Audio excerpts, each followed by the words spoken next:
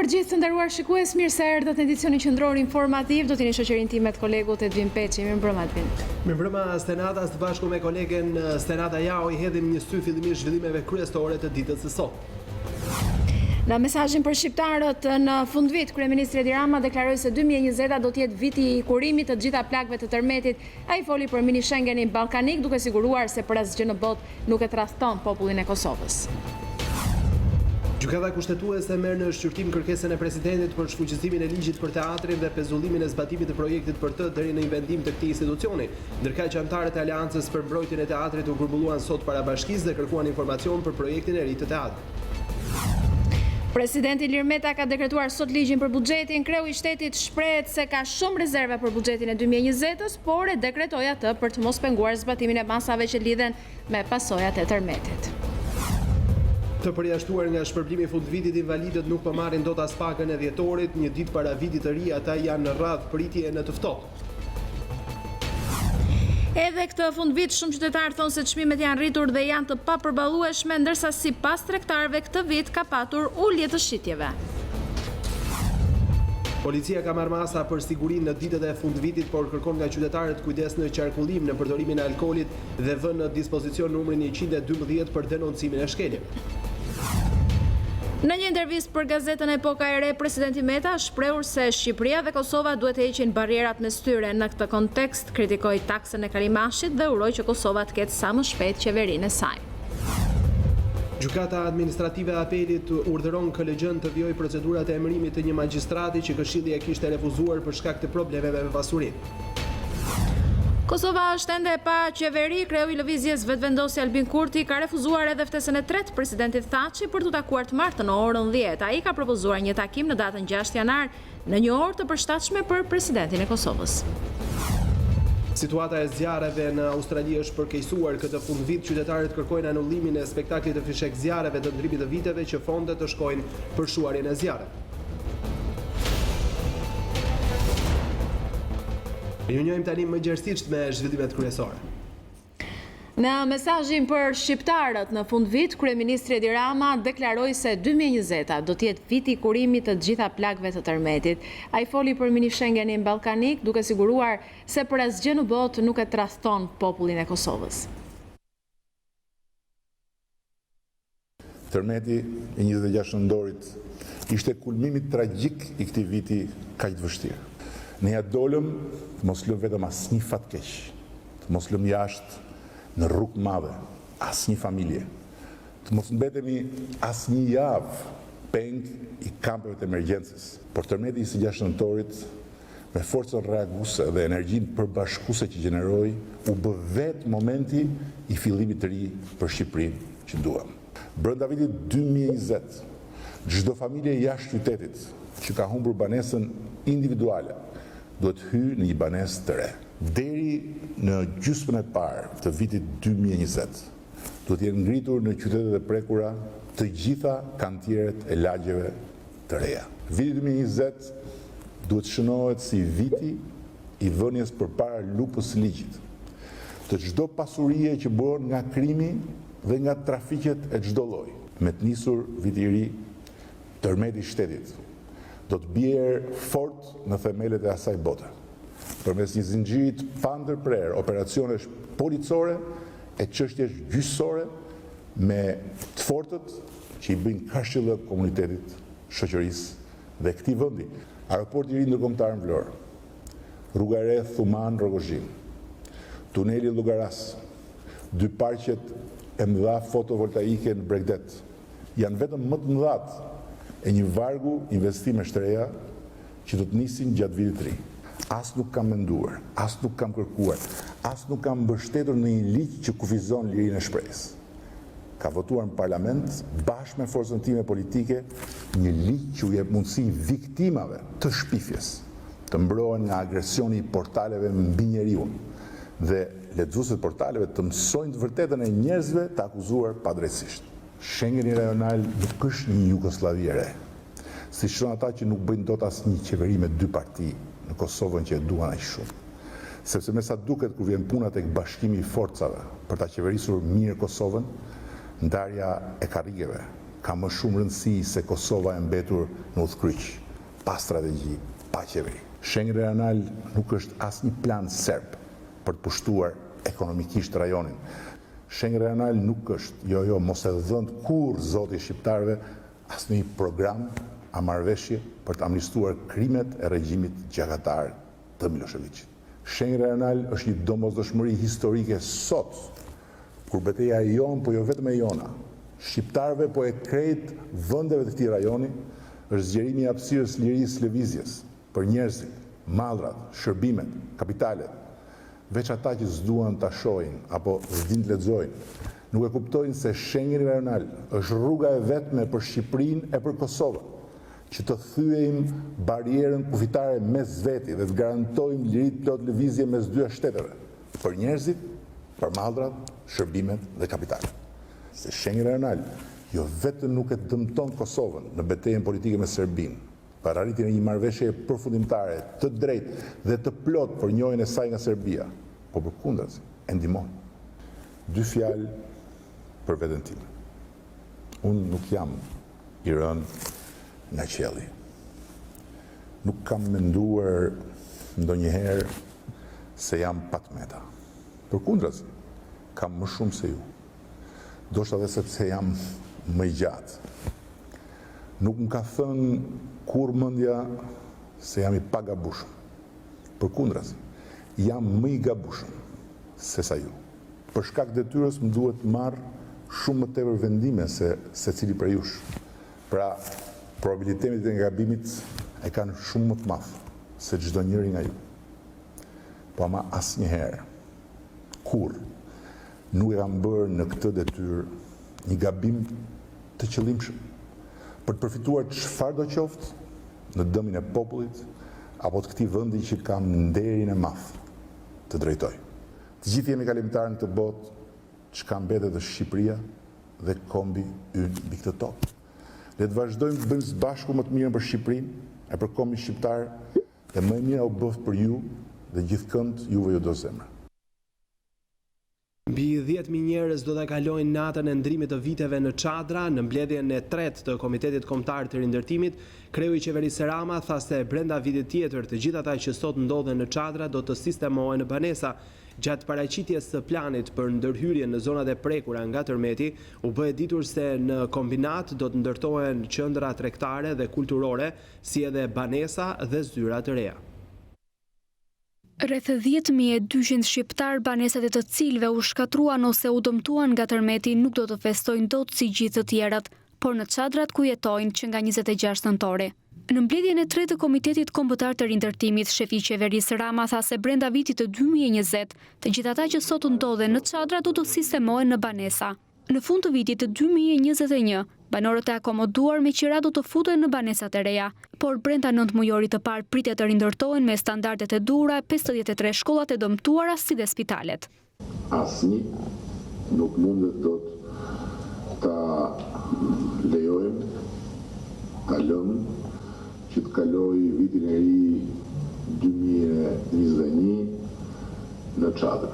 Ky është objektivi i parë. Ne hyrim me pranverën dhe fillimin e pranverës, marsin, maksimalisht marsin, të fillojmë të bëjmë spostimin e familjeve që jetojnë në fshat, në çadra, në shtëpi. Spitalet që janë shëndetësore, shkollat, duhet rindërtohen të gjitha brenda 9 mujorit parë. Që do thotë që viti i ri shkollor për fëmijët të cilët kanë humbur shkollën e tyre për shkak të rënimit nga tërmeti duhet të nisë në shkollat e reja shumë më të mira se ato që kishin përpara tërmetit. Lagjet e reja, ambicia është që brenda 6 muajit parë t'i kemi në kantier. Ministri Çuçi tha se deri më sot janë verifikuar rreth 40.000 banesa, ndërsa rreth 3.000 banor janë të akomoduar nëpër hotele. Rreth 3.600 banesa janë shpallur të pabanueshme, ndërkohë që 90 banesa janë shembur. Sa kaq, ministria Margariti tregoi disa modele se si do të rindërtohen zonat e prekura nga tërmeti. Kemi disa koncepte, disa skenarë. Tipologjitë e banesave mendojmë që do të jetë një tipologji. Kemi dalë me 3 modele tip, 1+1, 2+1 dhe 3+1. Mendojmë që teknologjia e parafabrikateve është teknologjia e duhur për të dhënë rezultate të shpejta, i përgjigjen fare mirë pra nevojës sismike. Në kombinat, zona në studim ka një shtrirje të cilën shkon dhe depërton, po themi, dhe në pjesën përtej në pallatet silikate, të cilat edhe pse nuk mund të kenë rezultuar me dëme të mirëfillta, mendojmë që mund të përfshihen në këtë program për faktin sepse janë godina të cilat tashmë janë të amortizuara. Ky është një program i parë, një studim i parë. Kemi si qendra social-kulturore, si qendra expo, tregtare, zyra, banesa, pra një komplet, një aset i ri që i shtohet qytetit të Tiranës. Në postin e sekretarit të Komitetit të Rindërtimit, Rama propozoi Ilir Hoxhollin, i cili është producenti ekzekutiv i emisionit Shqiptarët për Shqiptarët në News24. Presidenti Meta dekreton me rezerva ligjin për buxhetin e 2020-s. Kreu i shtetit thotë se ndonse ka konstatuar shumë problematika në ligj, shkak për dekretimin e buxhetit 2020 është bërë vullneti për të mos penguar zbatimin e masave që lidhen me riparimin e pasojave të shkaktuara nga tërmeti i 26 nëntorit. Kreu i shtetit thotë se parashikimi i rritjes ekonomike në 4.1% për 2020-ën mbetet jo realist sepse nuk reflekton dobësitë e rritjes ekonomike për vitin 2019, si dhe efektin e shtuar nga dëmet dhe humbjet nga tërmeti. Efektet negative në ngadalësimin e rritjes ekonomike të vitit 2019 do të kenë pasoja të cilat do të transmetohen edhe gjatë tremujorit të parë dhe të dytë të vitit 2020. Gjithashtu, buxheti i vitit 2020 nuk reflekton progres drejt një përmirësimit politikës fiskale që aktualisht karakterizohet nga një barë fiskale e lartë, sistem tatimor i fragmentuar me përjashtime si dhe një sistem me një bazë tatimore shumë të ulët. Për më shumë, ndryshimet fiskale të propozuara zgjerojnë më tej përjashtimet si dhe diferencimin e normave tatimor.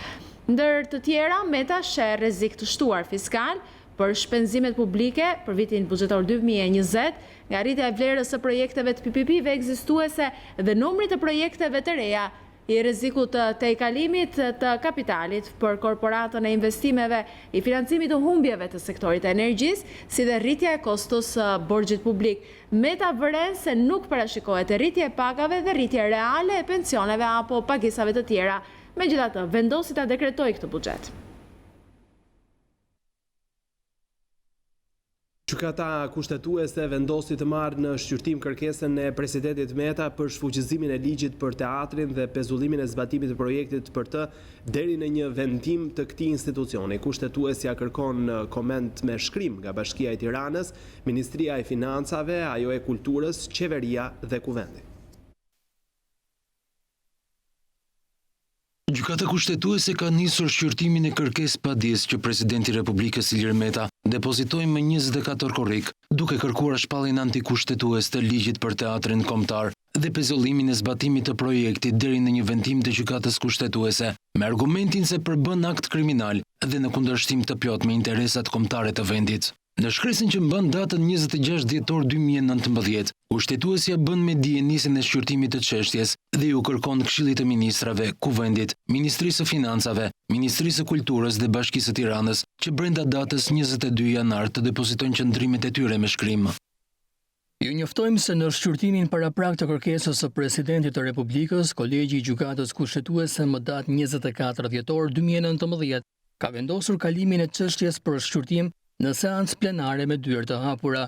Për zhvillimin sa më korrekt të këtij gjykimi, Gjykata Kushtetuese çmon të domosdoshme vënien në dispozicion brenda datës 22 janar 2020 të një komenti me shkrim lidhur me argumentet tuaja për kërkesën e paraqitur. Gjykata kushtetuese aktualisht është e përbërë nga 4 antar: Vitore Tusha, Elsa Toska, Fiona Papajorgji dhe Marsida Xhaferllari. Nga një vëzhgim i bërë në faqen zyrtare në internet të gjykatës kushtetuese, ky institucion ka marrë një sër vendimesh me një trup të përbërë nga vetëm 3 gjyqtar: Tusha, Toska dhe Papajorgji. Ndërkohë që Xhaferllari nuk është bërë pjesë e vendimarrjes, siç duket për shkak të konfliktit të krijuar mes mazhorancës socialiste në Kuvend dhe presidentit të Republikës. Vendimet gjatë muajit dhjetor janë të tilla që kushtetuesja mund t'i marrë edhe me një trup prej 3 antarësh, pasi në thelb është vendosja për moskalim të kërkesave të ndryshme për shqyrtim në seancë plenare. Antarët e Aleancës për mbrojtjen e teatrit u grumbulluan sot para bashkisë, nga ku kërkuan informacion për projektin e teatrit të ri, të cilin e cilësojnë korruptiv.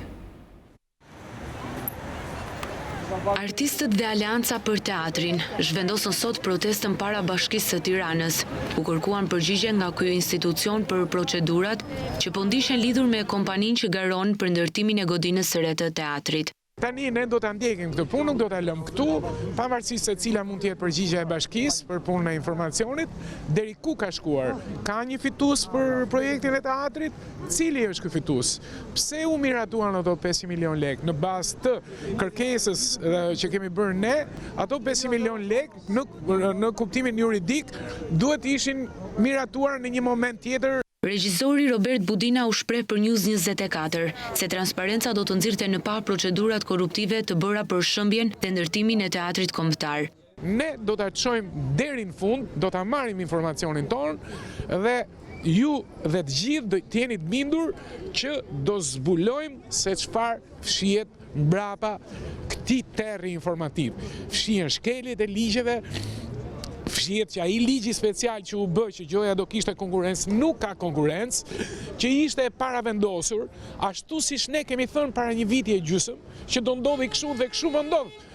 Për të dorëzuar kërkesën e informacionit, në kabinetin e Bashkisë së Tiranës u lejua të hynte juristi Dorian Matlia, i cili tregoi para gazetarëve se kabineti e mori në shqyrtim kërkesën e artistëve, por mbetet në pritje të një përgjigje që nuk dihet sa kohë do të marrë. Sigurisht që mund të shkojmë në gjykat, ta zgjidhim me gjyq këtë çështje, sepse këtu nuk kemi të bëjmë thjesht me shkelje të vogla administrative, apo një harresë apo një neglizhencë, kemi të bëjmë me një informacion i cili përveç se nuk na kthehet përgjigje, nuk na jepet asnjë lloj mundësie kontakti me asnjë njeri fizikisht. Artistët shprehen të vendosur për të protestuar deri në ditën që godina e teatrit kombëtar do të jetë e mbrojtur dhe jo nën kërcënimin e shembjes. Për këtë do të japi llogari deri në fund, të jetë transparent.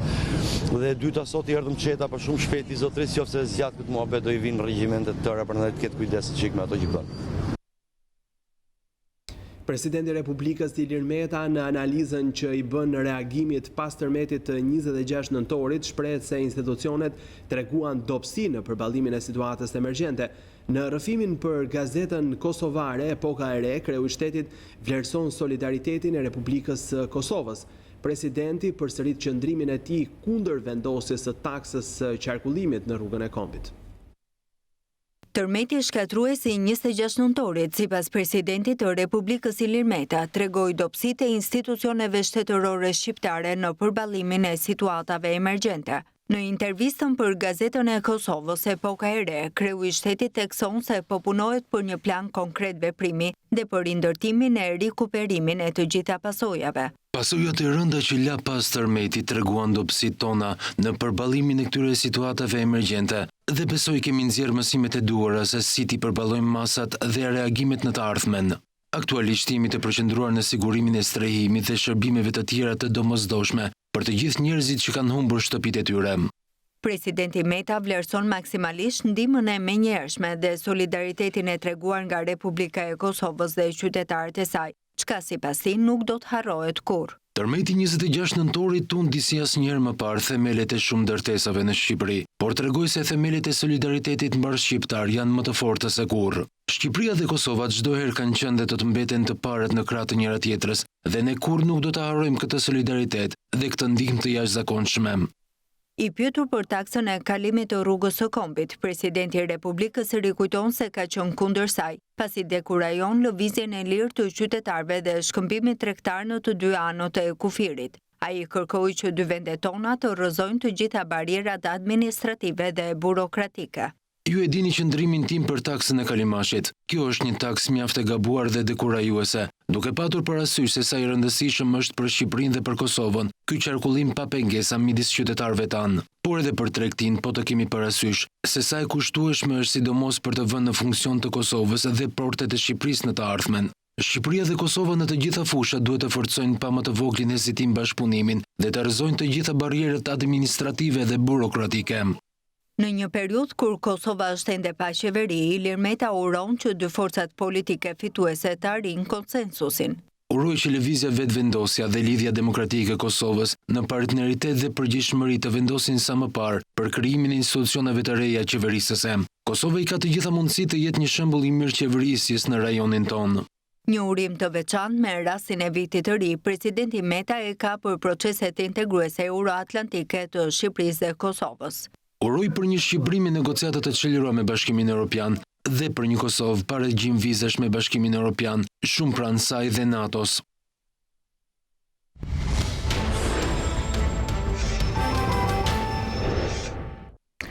Gjykata e apelit të Durrësit ka dhënë masat e sigurisë për 8 personat e arrestuar për pasojat e tërmetit katastrofik të 26 nëntorit. Gjykata ndryshoi masën e sigurisë nga arrest në burg në detyrim paraqitje për Albrent Qetkën me detyrë specialisti e Luiznit dhe Neviana Isufin e akuzuar për shpërdorim detyre që sipas gjykatës me studion e saj private hartonte projekte fiktive.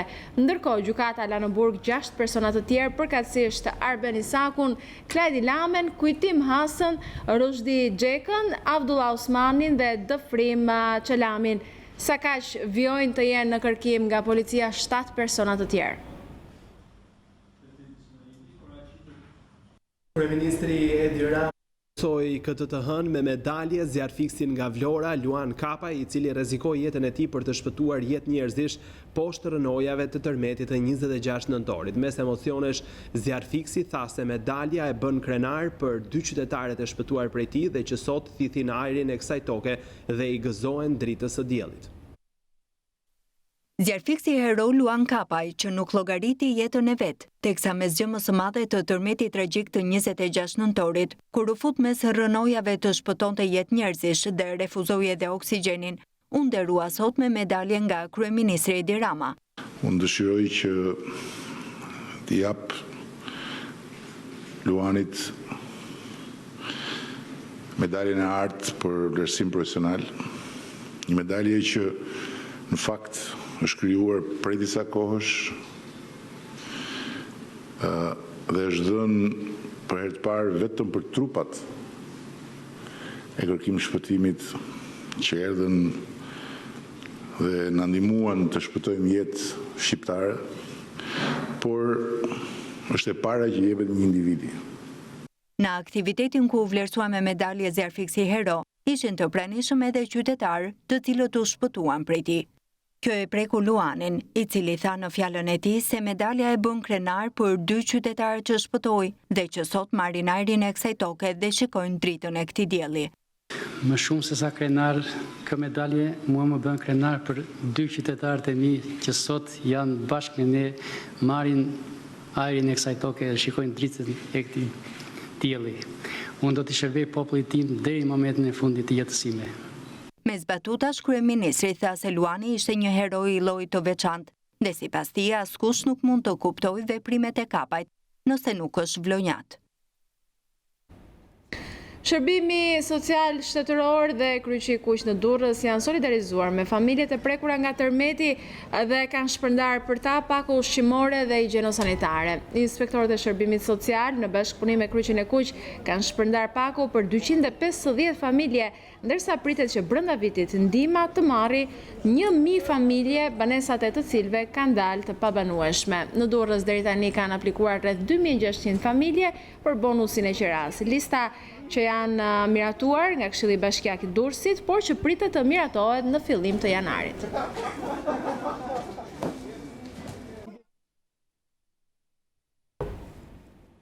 Punonjësit e kompanisë Bankers Petroleum Albania kanë mbledhur vullnetarisht mbi $17.000 për familjet e dëmtuara nga tërmeti 26 nëntorit, duke i depozituar ato në llogarinë e hapur në Albania.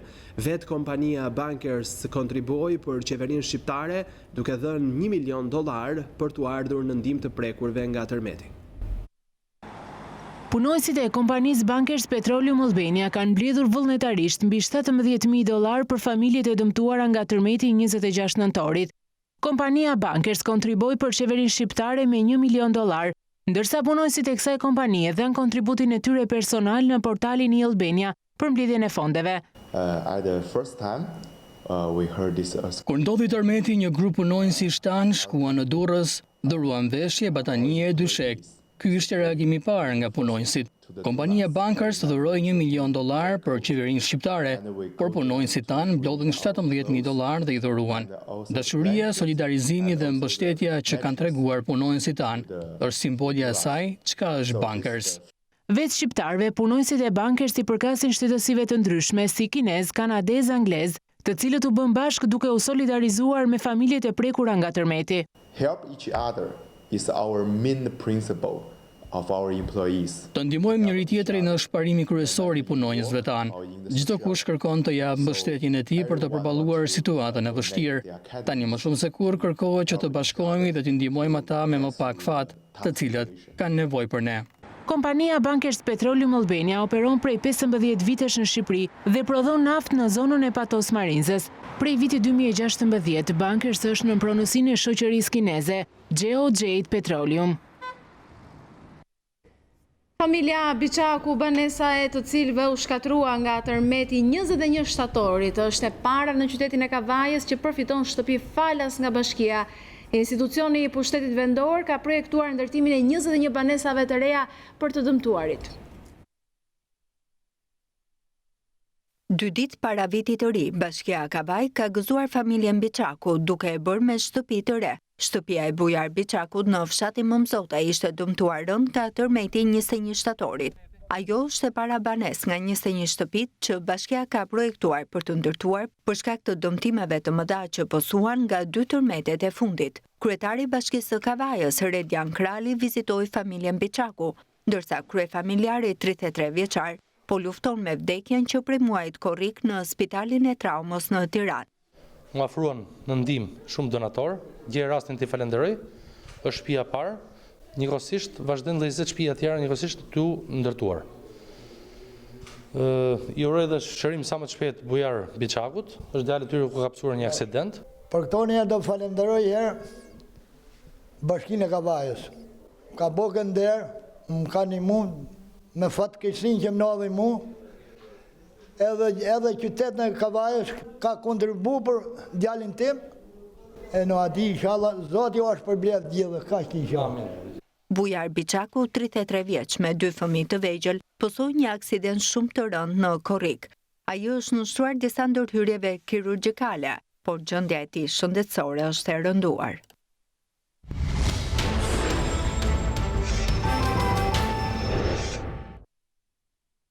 Të përjashtuar nga shpërblimi i fundvitit, invalidët nuk po marrin dot as pagën e dhjetorit. Një ditë para vitit të ri në temperatura mjaft të ulta, ata janë në radh pritje. Se për vete i kanë mush trajset Ora shënon 12:20 minuta. Jemi vetëm një ditë para natës së ndrimit të viteve, ndërkohë që personat me aftësi të kufizuar, invalid, nuk kanë marrë ende pagesën e dhjetorit. Jam invalid i plot, i verbër dhe me epilepsi dhe nuk duroj dot. Nga data 25 të doj merrni me datë 29, 30, 31, si të doj qevi këtyre. Sot na thonë që ne prisin orën 9, prisin orën 10, prisin orën 12, prisin orën 1 tashti, si të paguaj ujin, korrentin, telefonin, pensionizat, ja po marrim shpërblime, nes po marrim rrogën. Kom bashkë madhe, thot jam 31 thot, afatim. Natën e vitit të ri. Po ju nuk kemi marr as rrogë as shpërblim apo? As rrogën as shpërblim, të dyja bashkë. Talë më nedë, hajde në këtor, vitë tu, kemi 100 mjesë që ko martu. 100 mjesë, tani akoma thot, në 12, 11 sot, orë shko në 12 sot, një, përshko në orë. Që të stem, kemi lek, nësë kemi lek. Po jemi spun jem, 2-3 gjithëzinë tunë. Nuk e di, s'ka lek konë. Kam 2, i kam të smura. Nuk, i vënojnë lekët, i vënojnë vit për vit. Po të pak të një qikë për para, mos bëhet juridik shu. Nuk e di që të bëhet sot, nuk e di. Nesër o notën e funit, si ka mundësi të vënojnë lekët kaq shumë. Ne do bëjmë vit në ri, do gëzojmë fëmijët. E njëjta situatë është në të gjitha sportelet e postës shqiptare, por se problemi duket se nuk qëndron tek posta, por tek qeveria që ende nuk ka lëvruar fondet për pagat e personave pak për muajin dhjetor. Avokati i njohur i çështjeve të aftësisë së kufizuar, profesor Sinan Tafaj, pohon se ky shqetësim është në rang vendi dhe se për këtë arsye shoqata e të verbërve i është drejtuar prokurorisë me një thirrje të qartë që të hetojë shkaqet. Pothuajse të gjitha që kufizuar nuk ka marrë para dhe nuk besoj të marrë as nes ato pagesat e vogla që takojnë. Në Tiranë, po shkojnë njerëzit në disa njësi, mbledhin ca para ata të postës nga ato fatura të paguhen në një verb nga 5, 10 apo 15 vet. Por në 170.000 ky problem është masiv në gjithë Shqipërinë. Shoqata të verbëve i ka bërë thirrje prokurorisë që të fillojë hetimin, cilës shkaku i vërtet. Veç vonesës së pagës së dhjetorit, personat me aftësi të kufizuar janë përjashtuar dhe nga shpërblimi i fundvitit. Për fat keq, qeveria nuk planifikoi asnjë shpërblim modest për vitin e ri për ta. Kjo është një histori që përsëritet. Sipas tafajtja me qindra gjyqje të fituara kundrejt shtetit për vonesat e shkaktuara në dhënien e pagave si edhe për mos indeksimin e tyre në 10 vitet e fundit. Le t'i vonojnë, por ne do t'ja marrim gjyqësisht atë që u takon dhe interesat dëmin e shkaktuar. Deri tani kemi fituar disa qindra gjyqje. Këto probleme kanë filluar që nga 2005 realisht dhe në korrit të këtij viti ata që si kanë kërkuar këto drejta besoj që do t'i humbasin. Ndërkohë qeveria vijon të heshtë përballë ankesave të shumta që vijnë nga shtresa më e marginalizuar e popullsisë, personat me aftësi të kufizuar, pa pension dhe pa shpërblim, 170.000 invalid në të gjithë Shqipërinë. Jo vetëm që nuk do mund të festojnë, por nuk do të kenë as mundësinë financiare të sigurojnë nevojat më bazike, si ushqimin apo medikamentet. Kjo deri në momentin kur qeveria të lëvrojë pagesat e vonuara. Edhe këtë fundvit shumë qytetarë thonë se çmimet janë rritur dhe janë të papërballueshme, ndërsa tregtarët nga ana tjetër thonë se këtë vit ka patur ulje të shitjeve. Madje ata gjejnë edhe arsyen e kësaj dukurie. Në këto ditë fundviti dhe festash, çmimet e produkteve ushqimore, kryesisht fruta perimet, duket se kanë pësuar rritje. Të paktën kështu thon konsumatorët në disa tregje në kryeqytet që tregtojnë fruta dhe perime. Këto çmime sipas pensionistëve janë të papërballueshme për ta. Ata shprehen se përveç të ardhurave minimale përballen në çdo fundviti edhe me çmime më të larta. Çfarë 3500 lekë kilo rrush. Me 3500 lekë një fukara jeton 2-3 ditë normal me ushqime të thjeshta. Unë jetoj në Greqi, janë gjysmë për gjysmë vit në ri. Keni ardhur për festat e fundvitit në qytet? Po. Si u duken krahasim në atje? Shikoa dhe shkruaj. Kur vinë janë festat atë dhe ngjerë në shoh. Kanë ngritur vetëm perimet. Domatet janë ngritur shumë. Nuk kanë të gjithë të marrin ato gjëra, sidomos pensionistët, gjithsesi. Por ne pensionistët, po mos kemi na fëmijët, nuk janë përballueshëm. Po na ndihmojnë fëmijë. Çka mi më? Janë përballueshme për ju pensionistët? Ja, si çik. Ne me pensionin ham, pim, futim libres kursimit edhe japim borxh. Por me sa duket edhe kjo është relative në varësi të xhepit të gjithë secilit. Një lloj si ditë të tjera s'ka ndonjë. Normal janë çmimet, normal janë. Me sa shohun çmimet normal, nuk është se ka ndonjë ndryshim nga vitet e kaluara, po problemi qëndron te buxheti. Patjetër që janë të përballueshme, se nuk se janë çmime stratosferë. Këta janë çmime normale që kemi pas çdo vit. Edhe që të bëjmë bubu me gjithë halë ka dhe shteti nuk duhet bëjmë. Se ne jemi familjar vetë dhe ai ka një mal mbi kokë. Kështu që më vjen keq për ata që bëjnë ulërimën. Po shqyqy që ka edhe gjunaf prej zotit atyre që janë në përqatra. Ne duken shumë të arsyeshme, po të kemi parasysh, ne jetojmë në Angli, dhe në krahasim me çmimet tona të kuptojmë janë shumë të mira. Bonusi prej 3.000 lekësh që morën si shpërblim, pensionistët thonë se e kanë shfrytëzuar për të blerë gjelin e vitit të ri. E morën shpërblimin e fundvitit? Po, e morën. Çfarë bët me atë shpërblim? Blem kaposhin. Blem të dy bashkë një puldeti. Aq, sa është se të larta janë çmimet për pulat e detit. Tregtarët thonë se këtë vit ka patur ulje të shitjeve, madje gjen edhe arsye në kësaj dukurie. Ka fuqi blerëse fare. Ka fuqi blerëse? Po. S'ka mekanik njerëzit, s'ka. Nëpërmjet tërmetit që ra, domethënë ka ra pak, po nuk ndihet edhe shumë sa e mendojshin. Madhat janë shumë mirë, çmimet janë tepër të ulta. Referuar të dhënave nga Instituti i Statistikave për tregtin me jashtë, në 11 muaj importet u rritën me 2.1% krahasuar me 2018-ën dhe grupi ushqime, pije, duhan ndikoi mjaft në këtë rritje.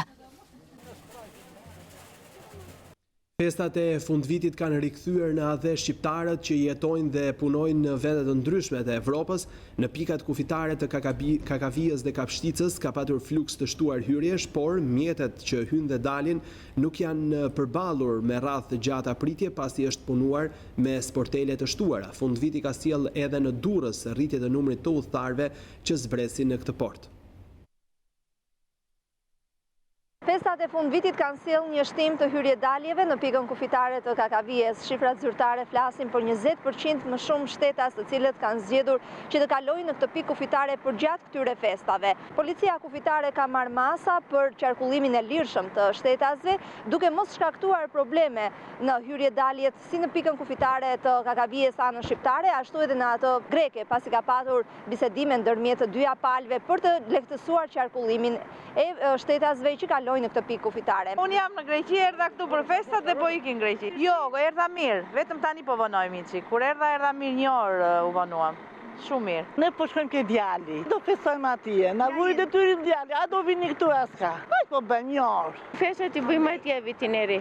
Patët probleme këtë vit? Jo, fare. Masa janë marrë nga policia kufitare edhe në kufirin e gjelbër për ndalimin e kalimit të palishëm të lëndëve narkotike edhe të klandestinëve në bashkëpunim edhe me forcat e Frontexit, të cilat ndodhen në këtë pikë kufitare.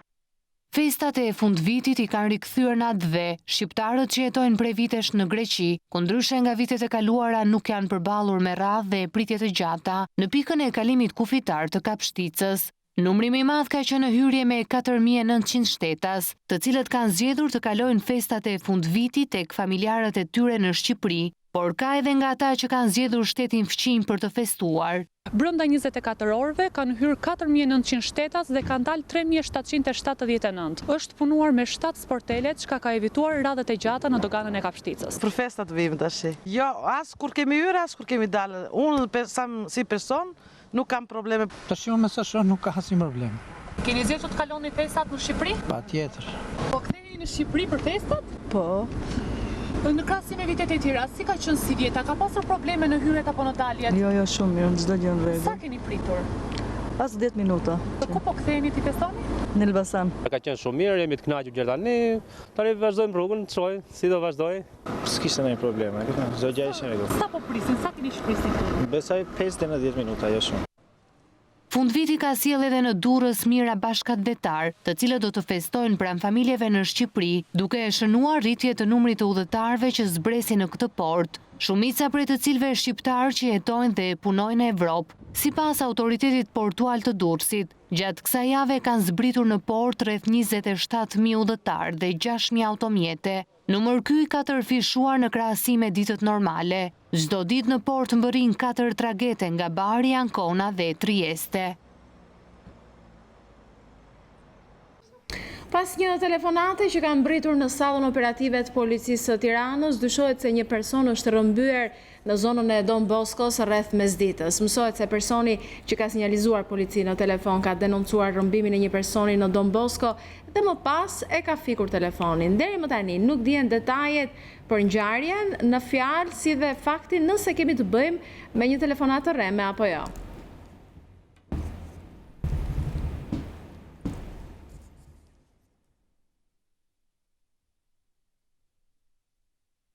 Një person ka humbur jetën si pasojë e një aksidenti në aksin rrugor Milot-Tiranë.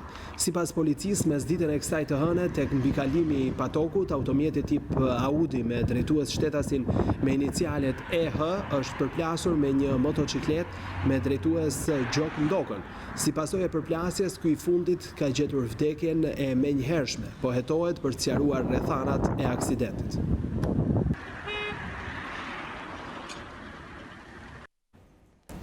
Edhe pse shitja e materialeve piroteknike është ndaluar, kjo nuk e ka shmangur përdorimin e tyre në lagjet e Beratit. Përpos ndotjes akustike që shkaktojnë e që nuk ka munguar gjatë gjithë këtij muaji, ato mund të shndërrohen edhe në rrezik për njerëzit.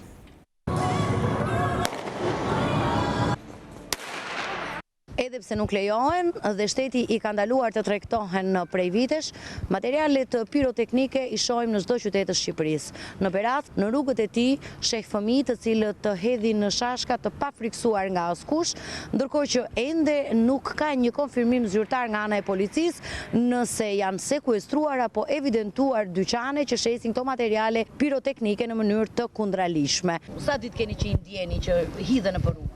Një 10 ditë po, andi në gjiro, në qendra, tamam. Hidhen? Hidhen. A i dini ju që janë të ndaluara?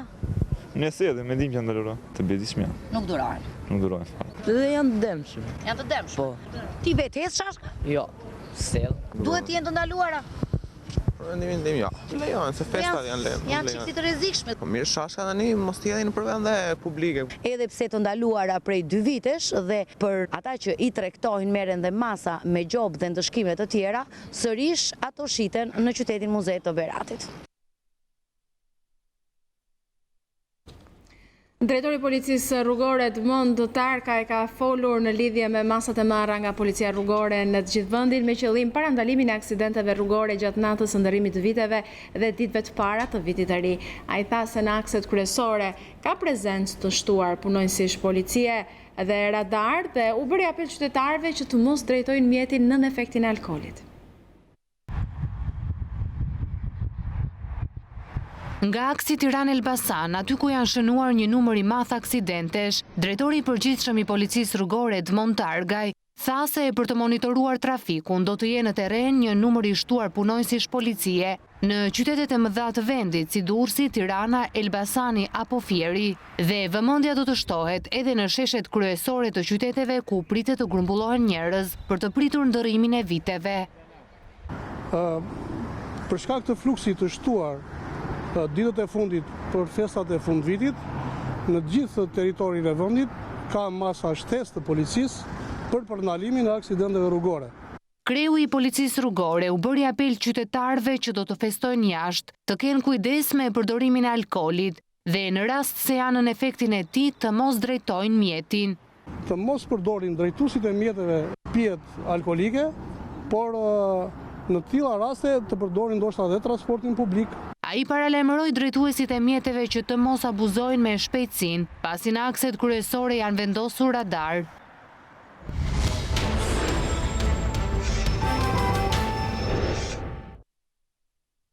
Një muaj nga marrja e detyrës si prokurori i përgjithshëm Olsian Çela ka zgjedhur edhe kraun e tij të djathtë. Detyra e rëndësishme i është besuar prokurorit të karrierës Thoma Jano, që për disa vite me radhë ka drejtuar sektorin e përgjimeve në organin e akuzës.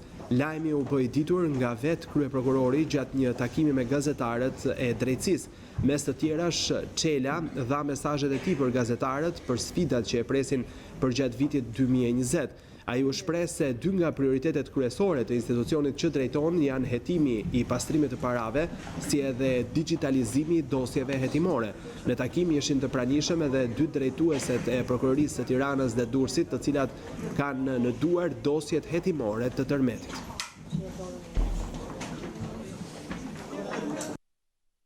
Një vendim i Këshillit të Lartë Gjyqësor është rrëzuar nga Gjykata Administrative e Apelit që urdhëron të vjojnë procedurat e emërimit të një magjistrati të cilin Këshilli e kishte refuzuar për shkak të problemeve me pasurinë.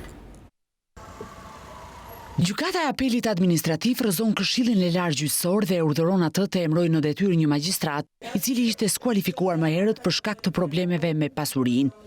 Bëhet fjalë për Florin Demollarin, i cili ka përfunduar shkollën e magjistraturës në 2019 dhe priste emërimin nga qeveria e gjyqësorit. Sipas ligjit, çdo magjistrat përpara se të marrë emërimin kalon në filtrat e kontrollit të Këshillit të Lartë Gjyqësor. Në mbledhjen e 12 nëntorit 2019, Këshilli vendosi ta skualifikojë kandidatin Demollari dhe refuzoi të bënte emërimin e tij si gjyqtar, pasi konstatoi se ai kishte probleme me pasurinë. Vendimi u kundërshtua në rrugë gjyqësore nga Demollari dhe pak ditë më parë, Gjykata e Apelit Administrative shfuqizoi vendimarrjen e Këshillit, duke urdhëruar atë të vijonte procedurat për emërimin e magjistratit të skualifikuar. Vendimi në fjalë pritet i hap rrugë një precedenti të rrezikshëm pasi mund të shfrytëzohet nga çdo magjistrat që synon të hyjë rishtas në sistemin e drejtësisë, edhe kur nuk kalon filtrat e kontrollit. Burime pranë Këshillit të Lartë Gjyqësor thanë për News24 se do ta kundërshtojnë këtë vendim në gjykatën e lartë dhe kjo pritet të ndodhë përgjatë vitit 2020. Kjo pasi ende apeli administrativ nuk e ka zbardhur vendimin dhe janë të paqarta argumentat që ka përdorur për të shfuqizuar verdiktin e qeverisë së gjyqësorit. Ndërkohë që Këshilli është i detyruar për momentin të zbatojë verdiktin dhe të vijojë me procedurat e emërimit të magjistratit.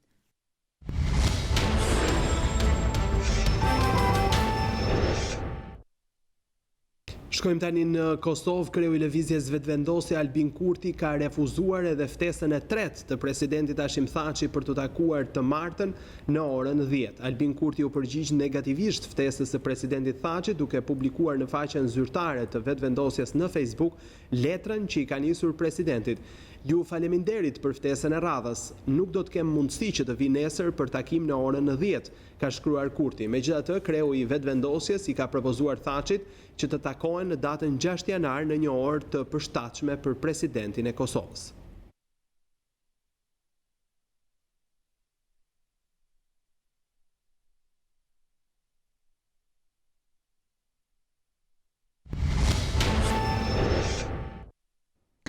Prej 15 vitesh, çdo fundvit në Korçë zhvillohet parada e babagjyshve, ku fëmijët marshojnë në rrugët e qytetit të shoqëruar nga babagjyshi e më pas shprehin dëshirat e marrin dhurata. Edhe këtë vit, Korça ishte mbushur plot me fëmijë të gëzuar, të cilët festuan të veshur si babagjysh të vegjël.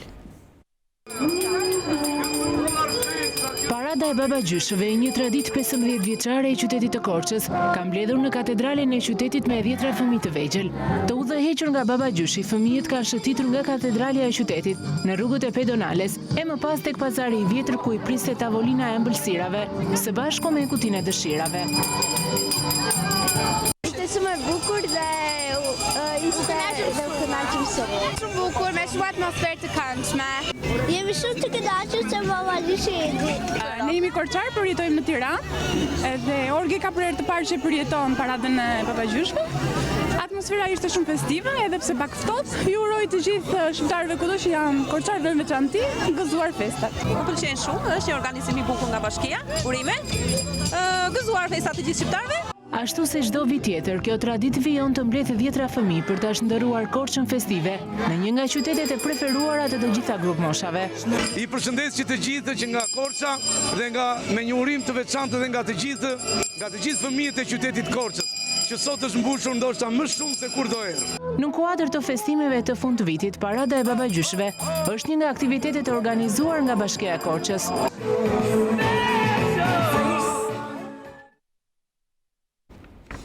Dhe me këtë lajm ne kemi mbritur në fund të edicionit qendror informativ.